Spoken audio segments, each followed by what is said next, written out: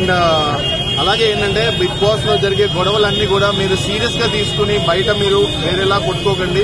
ఎందుకంటే big boss లో మేమందరం కూడా ఒక కుటుంబంలో బతుకుతాం. మా ఇంట్లో మా అన్నదమ్ములతో అక్కచెల్లెలతో గొడవ అయితే ఎట్లయితే మేము కలిసిపోతామో మళ్ళీ వేరే రోజు మళ్ళీ నెక్స్ట్ డే మళ్ళీ కలిసిపోతామో అలాగే బిగ్ బాస్ హౌస్ లో ఉన్న మేము కూడా అంతే.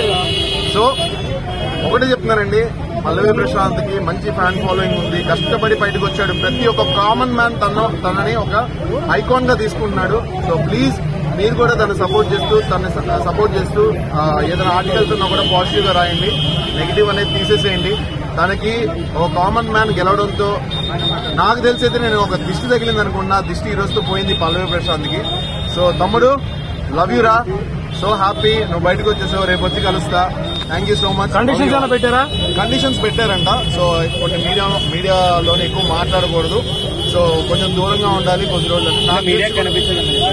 కనిపిస్తాడు కాకపోతే మాట్లాడొద్దు అని అన్నారు. అది పెట్టింది. సో ఒకటేంటంటే కొంచెం జరిగిన ఇష్యూ పోలీసు సైడ్ నుంచి వాడు అట్లా మాట్లాడడం చిన్న చిన్న ఇష్యూస్ జరిగాయి కాబట్టి ఫస్ట్ ఆఫ్ ఆల్ ఏదన్నా పోలీస్ వాళ్ళకు కూడా మా బిగ్ బాస్ హౌస్ అందరి తరఫు నుంచి కూడా మేమందరం కలిసి క్షమాపణ చెప్తున్నాము. సో పోలీస్ శాఖ డిపార్ట్మెంట్ ప్రతి ఒక్కరికి కూడా thank you so much. Love you all. కలుస్తాడన్నా, తప్పకుండా కలుస్తాడన్నా. కలుస్తాడు, ఎందుకు కలవడన్నా? తను ఏం చేయలేదు కదన్నా, తప్పకుండా కలుస్తాడన్నా. 100% కలుస్తాడు. ఎందుకంటే గెలిచిన తర్వాత ఇట్లా జరిగిందన్నా.